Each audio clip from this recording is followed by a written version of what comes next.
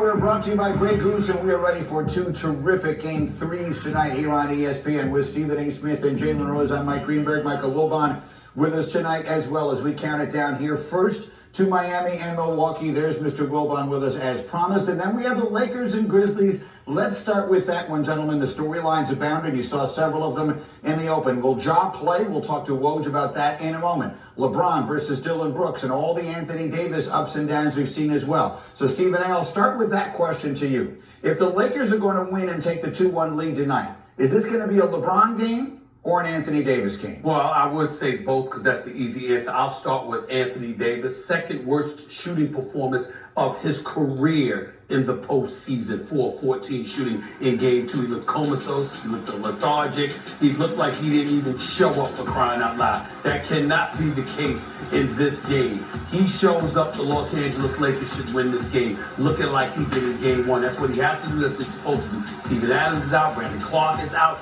Ja Morant is out, even though he's a guard. You're Anthony Davis. It starts with you, but I still say LeBron James, he has to do something to Dylan Brooks to send a message. I don't give a damn if it's just for a few minutes. He has to show this man there's levels to this, and you're not on it. But we'll go with Anthony Davis first. What do you say, Jay? I'm going to go AD too, and I'm going to give some different reasons than Stephen A. How about the fact that Xavier Tillman had a career game in his first playoff start? You cannot allow that to happen.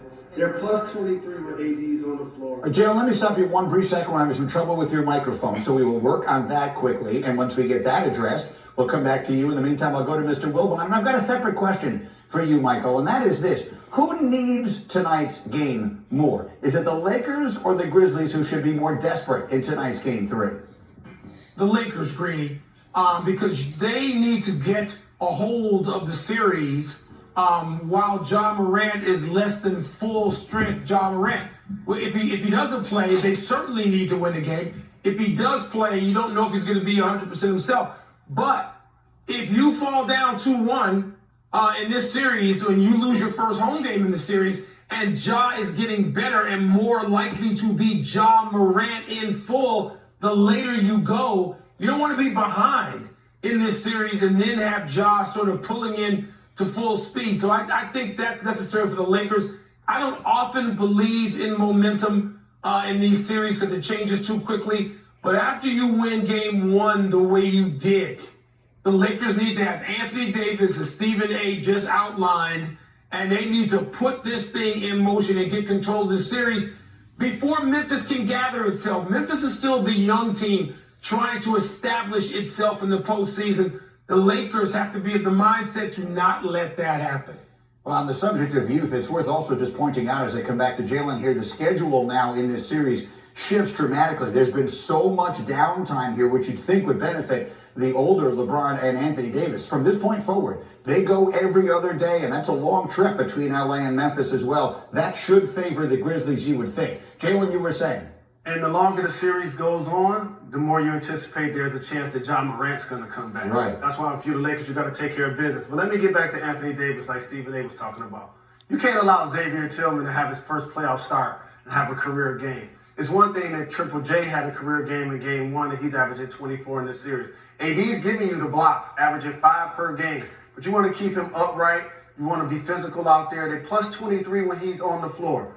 Minus 17 when he's off of it. When AD's on the floor, he must be dominant in front of his home fans. All right, and so we will see if the Lakers are able to get this win tonight. Once again, we do not yet have the update on Ja Morant, but let's get it right now as we bring Woj into the conversation here with us. Lakers are coming off a loss, an area where LeBron James has excelled in his career. He's averaged nearly 30 points following a loss in the playoffs. That's the 5th most by any player in NBA postseason history, trailing just the legends, Michael Jordan, Allen Iverson, Kevin Durant, and Jerry West. And so here is Woj, as promised, Adrian Wojnarowski, our senior insider, who joins us with the injury updates. Injuries have been such a huge part of the story in these playoffs already. We saw it today, but Joel Embiid didn't play, Kawhi Leonard didn't play. We know that Giannis isn't playing tonight for the Bucks, and all eyes are on Ja Morant.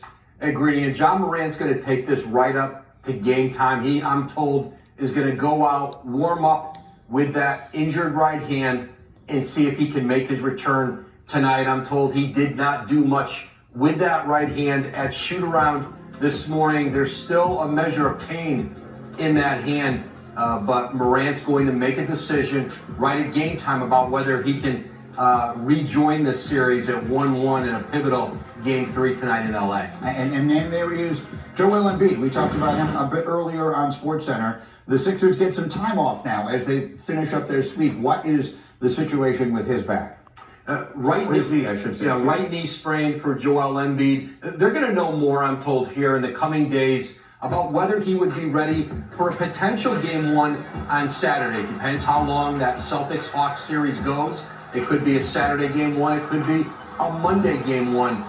But the hope is that Joel Embiid would be out with that injury for much more, if even a full week. We'll know more in the coming days. But a right knee sprain for Joel Embiid, the front runner for MVP. This is as big of a series, this conference semifinal that they're headed into, as big of a series as this organization has had in a very long time. They need Joel Embiid on the floor, especially if it's against the Boston Celtics. Oh, absolutely. It feels like a dream matchup for these teams and for basketball fans, and obviously we hope that we will see Embiid there. All right, if there's any word from the Ja Morant situation, you will let us know. In the meantime, we are counting it down to our early game tonight in South Florida. Obviously, Brook Lopez has had a terrific season for Milwaukee this year. They will need all hands on deck playing without their superstar, Giannis, tonight, trying to keep from going down 2-1. As we continue on Countdown, orange and blue skies are taking over the Big Apple. Are the Knicks on the verge of making Stephen A's dream come true? We'll talk about it next.